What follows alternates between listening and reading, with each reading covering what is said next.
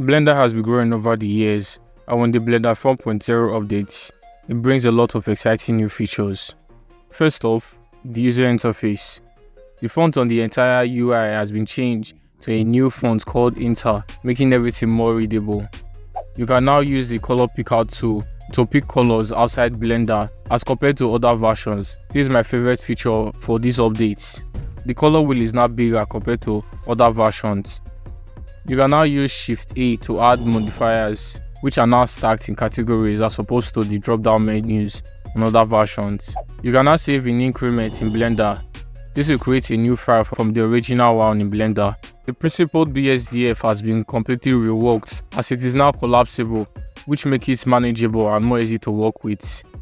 Sheen, which was used on fabric to give it a fuzzy feel, can now be used to add those to arbitrary materials.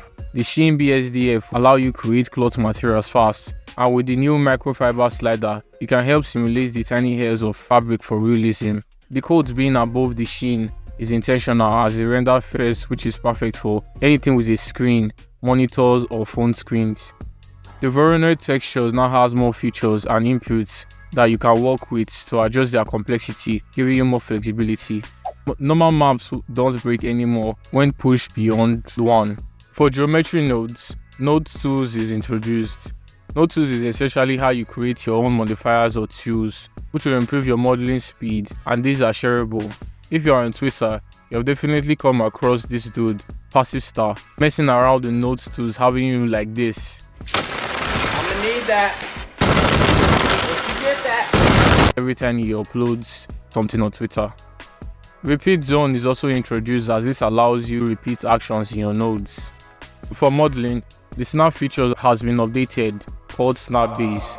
Trying to snap your model onto another can be a pain, but now you can set a base point by selecting your model P on your keyboard while transforming your mesh, and it provides more accuracy with other snapping options.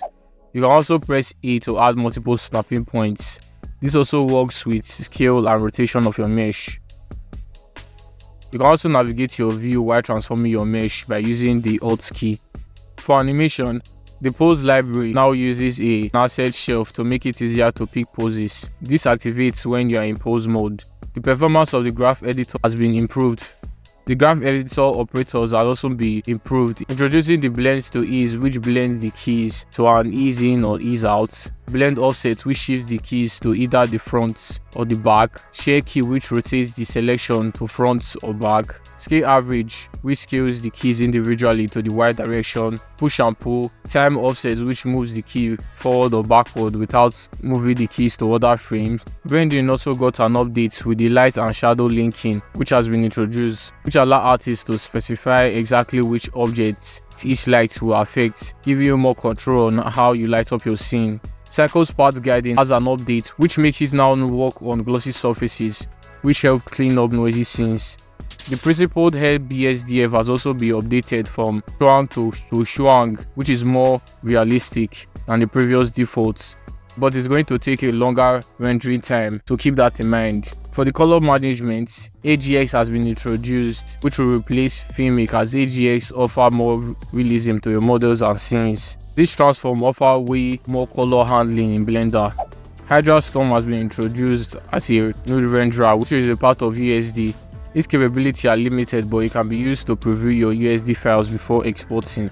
There is also an update to the human base meshes which came in Blender 3.6, has now been updated with more base meshes for you to work with. There's also been great improvement to the USD, FBX and 3DS formats.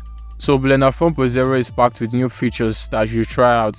I didn't cover every update that came with Blender 4.0, so you should check out the release notes, and if you're a beginner, then you should watch this next video.